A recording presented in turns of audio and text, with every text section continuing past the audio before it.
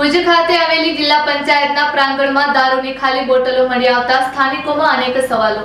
કચ્છ જિલ્લાના ભુજ ખાતે આવેલી જિલ્લા પંચાયતના પ્રાંગણમાં દારૂની ખાલી બોટલો મળી આવવાની ઘટના સામે આવતા હલચલ મચી ગઈ છે।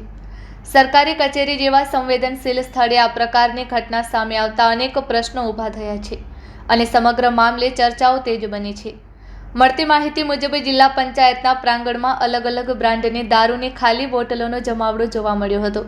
આ દ્રશ્યો સામે આવતા સ્થાનિક લોકો તેમજ કર્મચારીઓમાં આશ્ચર્ય અને અસંતોષ જોવા મળ્યો હતો।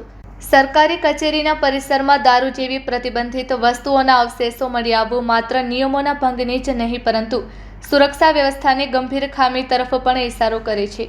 ખાસ કરીને ગુજરાત રાજ્યમાં દારૂબંધી અમલમાં હોવા છતાં આવી ઘટના બનવી વધુ ચિંતાજનક માનવામાં આવે છે। આ ઘટના પછી મુખ્ય પ્રશ્ન એ ઊભો થયો છે કે જિલ્લા પંચાયતના પ્રાંગણ સુધી આ દારૂની બોટલો કેવી રીતે પહોંચી? શું રાત્રિના સમયે અહીં કોઈ ગેરકાયદેસર પ્રવૃત્તિ ચાલી રહી હતી કે પછી સુરક્ષા વ્યવસ્થામાં મોટી ખામી છે?